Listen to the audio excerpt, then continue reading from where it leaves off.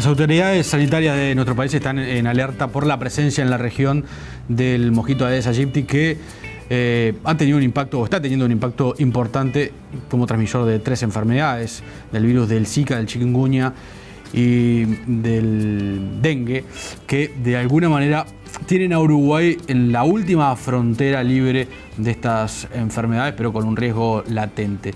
Estamos con Raquel Rosas, que es la subsecretaria general del Ministerio de Salud Pública. ¿Cómo le va? Buenas tardes, gracias por venir. Buenas tardes, por favor. ¿Cuál es la situación hoy en este sentido en nuestro país? Bueno, en nuestro país hoy estamos recibiendo fundamentalmente gente que está viajando. Hoy que se viaja mucho, viene a zonas donde circula fundamentalmente el virus del dengue y el virus del Zika, que viajan y que llegan a nuestro país con síntomas sospechosos. Consultan en los servicios de salud y allí se les hace la primer sospecha. Claro. Y tenemos varios casos bajo esta sospecha. ¿Cuántos casos? Al momento tenemos alrededor de 10 o 12, una decena. Hoy hay 10 o 12. Sí, pero eso va cambiando. Casos sospechosos, pero se han ido descartando algunos y se van sumando otros. Sí. Hay más de 70 casos que han aparecido como sospechosos en el país durante este año y se van descartando. Hasta ahora los únicos que han habido algunos casos positivos, casos de dengue importados, todos venían de algún lugar de América Latina donde hay un aumento de la circulación viral. Claro. Quiere decir que hoy hay unos 10 casos, 10, 12 casos en estudio. ¿Es mucho más por ejemplo, de un año atrás? Sí, es más que algunos otros años atrás, porque las epidemias, sobre todo, hasta este año, se estudiaba básicamente dengue, claro, ¿sí? Que era lo que circulaba en el continente. Luego apareció chikungunya y ahora Zika. Hasta el año pasado, las sospechas fundamentalmente eran por dengue y chikungunya, y que no todos los años son igualmente epidémicos, ¿sí? Hay años que son endémicos, es decir, años donde hay presencia del virus en forma permanente, pero sin demasiados casos, y hay años que son altamente epidémicos. Entonces, el año pasado no fue uno de los años más epidémicos, sí apareció el virus de chikungunya. Pero este año, dado la situación que todos ustedes conocen a nivel regional, han habido muchos mayor casos de sospecha, que no se han confirmado más que 8 casos importados en lo que va del año de dengue procedente de zonas endémicas, claro, epidémicas. Este aumento de casos tiene que ver también con un factor psicológico de la población que ante ver tanta exposición del tema cree que puede tener la enfermedad, o son casos que ya pasaron por una atención médica y los propios profesionales consideran que puede ser riesgoso. No, en la mayoría son casos, ya digo, no hay casos autóctonos, o sea, no hay sospecha de casos que no hayan viajado y que tengan esta sintomatología, que eso sí podría deberse un poco más a psicosis. Claro. No, aquí corresponden a personas que viajaron a zonas conocidamente epidémicas y que cuando llegan tienen una enfermedad, a veces es simplemente un estado gripal, pero a veces tienen algún rash cutáneo o alguna sintomatología más sugestiva que el profesional del equipo técnico que los auxilia sospecha alguna de las 3 enfermedades y por eso aumentó de alguna manera el estudio de estos. ¿Están concentrados en Montevideo o hay en varios departamentos? No, hay en varios departamentos, sí, está presente en prácticamente todos los departamentos. ¿Y las autoridades sanitarias creen que es inminente que aparezca un caso autóctono en Uruguay? Bueno, lo que nosotros pensamos es que no hay un motivo real por el que nuestro país no tenga un posible caso, por lo pronto, de dengue o de Zika autóctono, ¿sí? Lo que sí tiene es un clima que ayuda a que en algún momento durante el año estos calores y esta alternancia corta por la presencia del invierno, y eso ayuda a que en el país exista menor probabilidad de crecimientos de mosquitos, ¿verdad? Claro que los cambios climáticos y todos estos cambios que vienen existiendo, que cada vez somos más tropicalizados de alguna manera, aumentan el riesgo de que se presente. Pero sí es importante que estas 3 enfermedades están vinculadas a la presencia del mosquito Aedes aegypti. Ahora, en Argentina existe el mosquito y el clima puede considerarse similar, por lo menos en la región más cercana, en el litoral. Exacto. Quiere decir que ese factor, por ejemplo, nos iguala con Argentina y no hay explicación para que no esté de este lado. Sí, sobre todo el norte de Argentina tiene como otras características, nos iguala más hacia el sur de Argentina, ¿verdad? Que no tiene tanto la presencia del mosquito. Sin embargo, nosotros hemos tenido también unas campañas bastante permanentes y una comunicación a la población vinculación continua. Año a año venimos hablando muchas veces como ese lobo que aparece y no aparece, pero la población ha tomado conciencia. Yo creo que si nosotros conversamos con la gente sabe qué es lo que tiene que hacer, sabe que el mosquito es un mosquito doméstico, un mosquito que está presente cerca de la vivienda, que está en el domicilio o en el peridomicilio y que donde vive, es decir, en esos recipientes con paredes rígidas que colectan agua y que tiene que tirar y que tiene que eliminar esos criaderos porque son un riesgo potencial para la vivienda. Y bueno, todas esas acciones, año a año, de hormiguita que se van llevando, ¿puede ser la educación ayudan. un factor para que no haya aparecido el mosquito? Sí, la educación, la información. Me refiero a la educación de la sociedad, la educación promedio del uruguayo. Claro, el trabajo con los niños, el trabajo en las escuelas, donde se hacen brigadas de niños que hacen clubes de ciencias, que han trabajado intensamente en hacer la descacharrización, que se llama en los trabajos a nivel departamental. Bueno, todas esas medidas son un grano más que ayudan a conocer cómo se maneja este mosquito vector y cómo evitar que esté presente en la casa. ¿Hay un protocolo establecido y pronto si aparece un primer caso autóctono? Sí. Hay un protocolo nacional que es un plan de contingencia que se ha realizado junto con el Sistema Nacional de Emergencia, que es más que nada la gestión del riesgo. Hay un protocolo que además se hace a nivel de las instituciones de salud para estar preparadas frente a una contingencia, a un caso de dengue fundamentalmente, que es el que tiene la evolución más grave de los tres. Claro. ¿Sí? Y a su vez hay planes departamentales donde se trabaja primero en la gestión del riesgo, que es lo que se hace ahora, y en caso de que aparezca una epidemia, estar preparados para ello. Porque esa gravedad que usted describe, ¿qué puede implicar? ¿La muerte del paciente en pocas horas?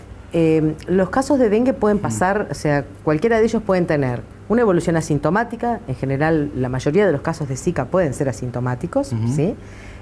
Pueden tener una evolución sintomática, pero con síntomas leves, donde parezca un resfrío que se limita a tener esos dolores articulares, ese malestar general, la fiebre, y que es la gran mayoría de los casos. Pero puede evolucionar a formas más graves que requieren internación, que requieren reposición, que requieren un tratamiento mayor y evolucionar a la gravedad en algunos casos. Y donde mayor se ve la gravedad y casos de muerte es en el caso de dengue, ¿sí?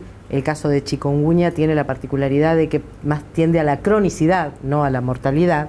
Produce dolores articulares por toda la vida, después quedan como secuelas, y los casos de Zika en general curan prácticamente sin secuelas. Puede tener secuelas de una madre a un hijo, de una madre embarazada a un hijo, según algunas investigaciones, ¿no? Científicas. Según algunas investigaciones, lo que se ha visto es un vínculo, por lo menos un vínculo estadísticamente significativo, ¿no? Claro, un vínculo geográfico donde se le asocia fundamentalmente en una zona del nordeste de Brasil a la presencia de alteraciones neurológicas y microcefalia, es decir, cabezas pequeñas en niños, cuando la madre adquirió el virus del Zika durante el primer trimestre del embarazo. Claro. Ahora, ¿los médicos también están preparados para esto? ¿Los médicos de la primera atención, los médicos de las emergencias móviles o de las puertas de los hospitales y las instituciones privadas? Porque uno cuando va con una gripe, difícilmente le digan más que haga reposo, 48 horas, tome algún determinado medicamento, pero no me imagino que un médico de puerta, digamos, analice en esa situación que puede ser algo más complejo. Bueno, es muy buena la pregunta. Cada vez más la analizan, ¿verdad?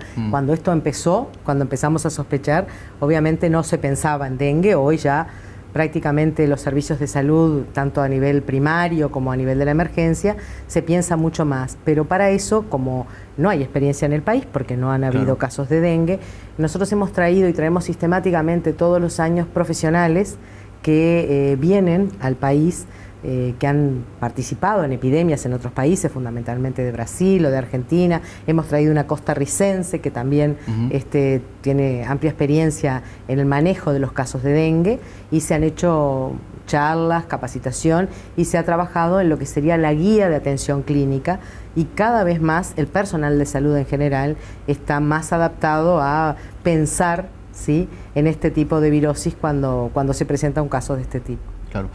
Después de la reunión de ministros de la región que se realizó aquí en Montevideo, se habló de una inversión en dinero bastante importante para combatir la enfermedad. ¿Qué pasó en Uruguay a partir de esa reunión? Bueno, nosotros lo que se está trabajando en un equipo que se conformó para dar seguimiento a la situación regional, básicamente, porque somos sede de Mercosur durante este periodo, para informar a los ministros cuál es la situación. Con respecto al fondo destinado fundamentalmente a los distintos temas de investigación, se prepararán los proyectos que lleven a trabajar en eso. Por el momento todavía no se ha puesto en funcionamiento. Claro. Es un milagro que Uruguay no tenga ninguna de estas enfermedades. Realmente que por ahora no tengamos. Pero sí es importante, creo que para transmitirle a la gente, es que tampoco es dramático cuando aparezca en algún momento alguna de estas enfermedades, ¿sí? Que muchas veces depende de la presencia, o sea, estas enfermedades existen mientras el mosquito existe, eso no hay que olvidarlo. Entonces, aunque aparezcan algunos casos autóctonos y en algún momento aparecen, lo que hay que tener en cuenta es no olvidar las medidas preventivas contra el mosquito. Es cuando más hay que incentivarlas. Las mismas medidas que se están publicitando desde hace muchos años. Desde hace muchos años. Hay que redoblarlas si aparece. Hay que redoblarlas, exactamente. Hay que redoblarlas. ¿La fumigación se está realizando? La fumigación, para el caso del mosquito Aedes aegypti, no se recomienda en forma masiva. Las medidas son trabajar en la casa con todo esto que venimos conversando, dar vuelta los tachitos, limpiar, sacar los desechos en los fondos de las casas, y en aquellos lugares donde se encuentran larvas se hace una fumigación puntual para eliminar, porque la fumigación elimina solamente los mosquitos adultos, ¿sí? No hace nada contra el huevo o la larva. Entonces, solamente se hace en la casa que es positiva y en los alrededores para cortar el foco, que llamamos nosotros. Pero no se hace de una manera global, porque eso se guarda en caso de que hubiese una epidemia que implica que haya muchos mosquitos adultos, y ahí sí hay que matarlos. La fumigación que se hacen en los departamentos, que ustedes han escuchado, que se fumigan en varios lugares, se hace en espacios verdes, en espacios libres, y está destinada más que nada a otro tipo de mosquito, que es muy molesto, que es el mosquito tipo Culex, pero que no transmite este tipo de enfermedad. Claro. En el caso del Zika, ¿el Ministerio tiene una posición tomada respecto a qué puede suceder si aparecen casos de mujeres embarazadas que tengan la enfermedad? En Brasil se está analizando mucho la posibilidad de incluso habilitar el aborto si está dentro de determinada cantidad de semanas por el potencial que puede tener la microcefalia o otras afectaciones neurológicas. No, Uruguay está trabajando y estudiando mucho los protocolos internacionales, porque esa asociación de microcefalia y virus Zika no se ha visto en otros lugares donde el virus Zika está presente y en grandes cantidades, como puede ser, por ejemplo, en Colombia. Es uno de los datos que arrojó muy claramente en la última reunión de ministros de salud. Esos son los dos países donde hay más presencia de Zika, pero en Brasil se encuentra la relación entre las enfermedades neurológicas y las madres infectadas, y no en Colombia. Y no en Colombia. Con lo cual creemos que falta información, que eso es uno de los pilares de las conclusiones de la reunión de ministros, donde se necesita investigación y asociación, porque aquí lo que hay es una relación clara entre el aumento de las microcefalias y la presencia del virus Zika en lo que tiene que ver en lo geográfico, en lo ecológico, ¿verdad? Pero todavía falta mayor información concluyente, científica, probada, para decir que esa asociación es indispensable y única. Quizá haya otras cosas que interactúan para llevar a que esto ocurra. Entonces, creemos que hay que ser cauteloso, hay medidas. Por ahora, frente a los casos de virus Zika, han sido todos de corte y de evolución benigna en el resto de los países, salvo con algunas complicaciones neurológicas mínimas, donde hay que tener un tratamiento adecuado y un protocolo de acción. Pero ya le digo, el gran porcentaje de las infecciones a virus Zika son asintomáticas, un pequeño porcentaje tiene síntomas y un pequeño mínimo porcentaje aún tiene alguna complicación, como ocurre en la mayoría de otras infecciones, ¿sí? Virales. Claro. ¿Hay recomendaciones para los uruguayos que piensan viajar? Sí. Por ejemplo, mujeres embarazadas dentro de los 3 primeros meses de gestación, ¿deberían viajar a Brasil, al nordeste de Brasil, que en realidad es un destino turístico muy bastante habitual para los uruguayos? Claro, y en esta época. Y más en esta época. Creo que lo importante es decir que ustedes saben que la Organización Mundial de la Salud estableció una alerta internacional, o sea, una emergencia de importancia internacional, no sobre el virus Zika, sino sobre esta posible asociación con las microcefalias, pero en ningún caso se restringieron las medidas de viajeros, ¿sí? Eso es importante tener en cuenta. Con lo cual la gente no hay una prohibición de viajar a ningún lado. Sin embargo, creo que lo que hay que tener y tomar es una decisión informada. Por eso el Ministerio lo que ha resuelto es darle la información a la gente y decir que estos casos, que aquellas mujeres que se encuentran cursando un embarazo, sobre todo en el primer trimestre de embarazo, y piensa viajar a esa zona y puede evitarlo, que lo evite, o que lo haga de una manera informada, es decir, que sepa cuáles son los riesgos que puede correr. O sea, nosotros recomendamos que si se puede evitar, se evite en este periodo, porque esto es algo que seguramente en unos meses va a pasar, pero que lo tenga en cuenta, que sepa a qué se puede atener y que si tiene necesidad de viajar, o sea que es inminente la necesidad de viajar, que tome las precauciones de las recomendaciones también realizadas por el Ministerio. Que son la protección personal, el uso de repelentes, el estar dentro de lugares que estén protegidos, que haya mosquitero, el uso, si fuera necesario, de protección en la cama, con tules en la cama, sí, con todas las precauciones, el uso de prendas de manga larga, para evitar la picadura de mosquitos. Doctora, para terminar, de esos 10 casos, 10, 12, ¿cuántos son los que están hoy? Son 12, creo, 12. Ahora sí. Hasta ayer, hoy seguramente todos los días va cambiando, o sea que eso creo que no es lo que más importa, pero sí. Pero de esos 12 casos que están hoy a estudio, ¿se sospecha de cuál de las 3 enfermedades? La mayoría de ellos es dengue, ¿sí? Sin embargo, lo que sí es importante de comentar que se trata de un conjunto de virus que se llaman arbovirus porque se transmiten por un mosquito. Entonces, cuando se hace el estudio en el laboratorio, se hace como un primer despistaje, ¿sí? Se pone a prueba el suero hacia si se trata de un arbovirus o no. Si no es un arbovirus, uno ya descarta los 3. Claro. ¿Sí? Si es positivo, ahí se sigue haciendo una secuencia de diagnóstico dependiendo de la sintomatología, del lugar de donde viene, ¿sí? De las características. Pero en general son dengue, pero ¿hay alguno que sea sospechoso de Zika o de chikungunya? En general por la zona donde vienen fundamentalmente. La sintomatología muy pocas veces permite diferenciarlos de primera, ¿sí? Muy pocas veces. Pero puede ser uno de los Pero de puede los ser, sí, puede ser cualquiera de los 3. Pero de acuerdo, o sea, tiene el diagnóstico de una persona tiene varios pilares: el clínico, el paraclínico y el epidemiológico. Es decir, si una persona viene de Pernambuco, viene de una zona de Brasil altamente caliente con esta transmisión de virus Zika, uno no va a dejar de hacerle nunca el estudio por virus Zika, ¿sí? Le agradezco mucho por haber venido. Por favor, a las órdenes.